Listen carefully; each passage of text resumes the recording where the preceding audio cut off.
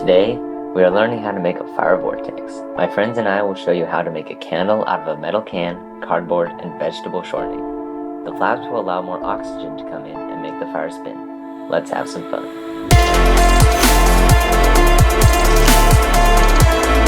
First, we'll need to grab our materials. You will need a metal can, number 10 or bigger. I'm using a large popcorn can.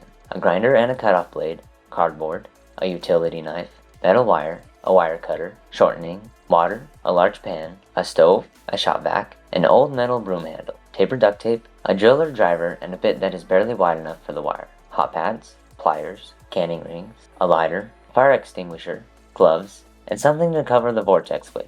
I'm using a metal garbage can. Cut the cardboard into 3-inch wide strips. For smaller cans, use skinnier strips. Try to make the strips as long as you can. That will make it easier to roll them up. Roll the cardboard strips up like this. I suggest using tape at the end of each strip to help the cardboard stay tight. Push the cardboard roll into the bottom of the can. Make sure that your cardboard is tight and that you can't fit anymore. This will help the cardboard not spin around as much when the shortening is on fire. Drill 4 to 6 holes just above the cardboard. They should all be about the same distance apart, but it doesn't have to be exact. The holes should be low enough that the wire is snug against the cardboard. If your hole isn't large enough for the wire to go through, use a nail and a hammer to make the hole slightly bigger. Cut 2 or 3 pieces of wire 2 inches longer than the diameter of the can. Put them through the holes that are across from each other. Bend the excess wire at each side so the wire doesn't fall out. Put the cutoff blade into the grinder and cut 2 vertical slits down the side of the can. They should go from about 1 inch at the top to a little above the cardboard at the bottom. Then, cut a horizontal slit at the top and bottom of each vertical slit. Bend the flaps out a little. This is where the air will be sucked in by the fire. Now we'll work on melting the shortening. Place 6 or 7 canning rings at the bottom of the pan. Place the container of shortening in the pan and fill up the pan with water so it gets pretty high but doesn't overflow. Turn on the stove to high.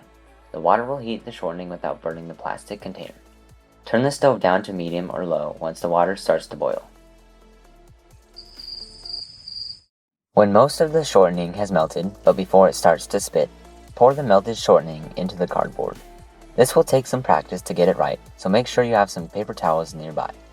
Be careful not to let the unmelted shortening fall onto the cardboard. Put the shortening container back into the water and repeat until the cardboard is about 2/3 full.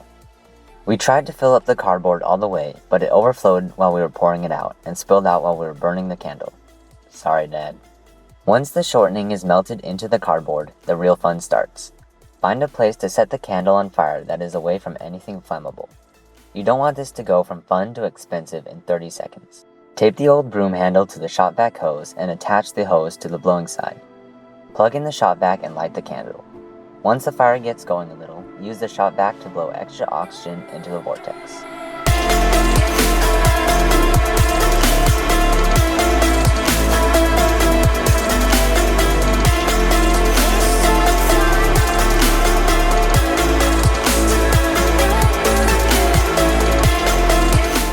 When you are done with the vortex, cover the fire with the garbage can so oxygen can't get to the fire.